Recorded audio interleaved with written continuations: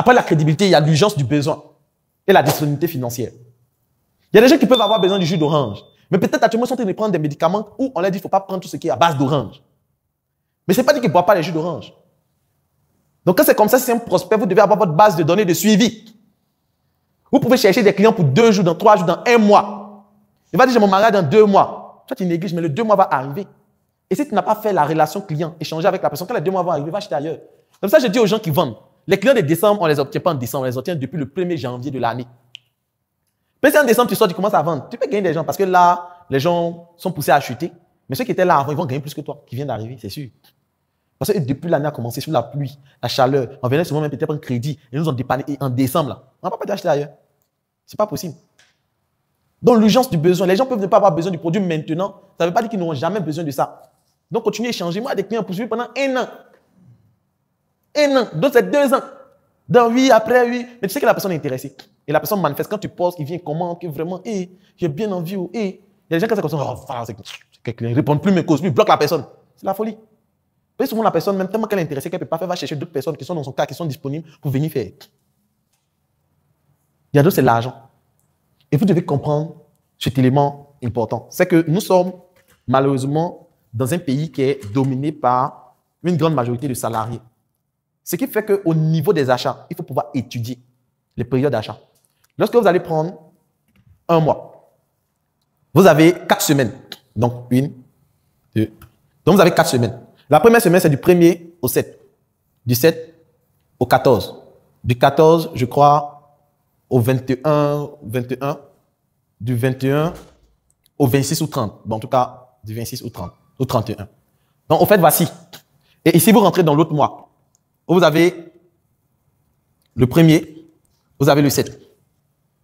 Lorsque nous sommes au milieu du mois, ce qui se passe, les gens disent, allez là, le soleil est à midi. Le mois est enceinte. Le mois est enceinte.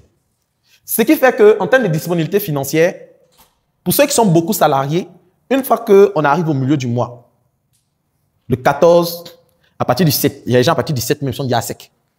Du 7 jusqu'au 21, surtout quand on est au pic, dans les alentours de 14, 13, 14, 20 ou 17, quand on est dedans, là, c'est compliqué pour les salariés. Malheureusement, la grande majorité sont salariés. Donc, dans votre stratégie de communication dans cette période-là, vous serez en train de faire beaucoup de cadeaux. Vous serez en train de courtiser les prospects, les envoyer des messages, les donner des explications, les donner des conseils sur la santé, les stratégies de santé, les livres de développement personnel, les petites vidéos de motivation. Vous les donnez ça beaucoup. Et quand on va arriver à partir du 26 jusqu'au, on va dire, au 1er où les salaires commencent à tomber. 26, 27, 28, 29, 30, 31, jusqu'au 1er. Dans cette période-là, c'est là qu'il faut communiquer pour pousser les gens à acheter. Comme achat. Il faut pousser les gens à acheter. Et moi, la période que j'ai ressortie, c'est quoi? C'est du 27 au 7. Du 27 du mois précédent jusqu'au 7 du mois suivant. Dans cette période-là, les gens achètent beaucoup. Ce qui fait que vous devez prendre beaucoup de promesses d'achat dans ces périodes. Et c'est cyclique. C'est cyclique.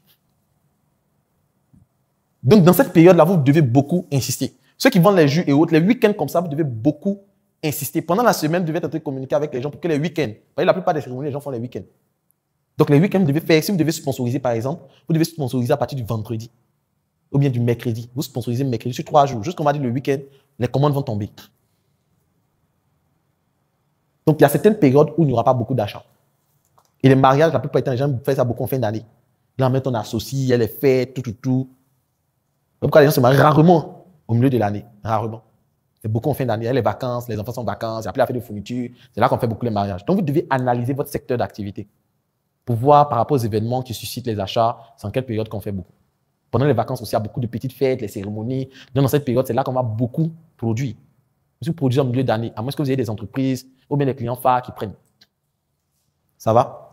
Donc, comment faire en sorte qu'on puisse lever la barrière de l'existence? Pour lever la barrière de l'existence, la première chose à mettre en place, là, je vais vous montrer.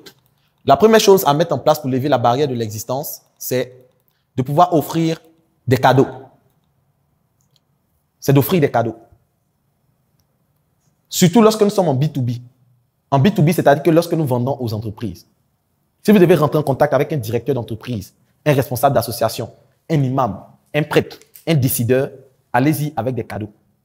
Et moi, j'ai dit aux gens, même le Seigneur, Dieu, selon les chrétiens, dans Malachie dit, venez à moi avec les offrandes, la dîme et les offrandes, et vous verrez si je n'ouvre pas les écluses des cieux. C'est même Dieu. Il faut qu'on vienne avec des cadeaux pour qu'il ouvre les écluses des cieux pour nous bénir. À plus forte raison, l'homme, qui est plus exigeant que Dieu.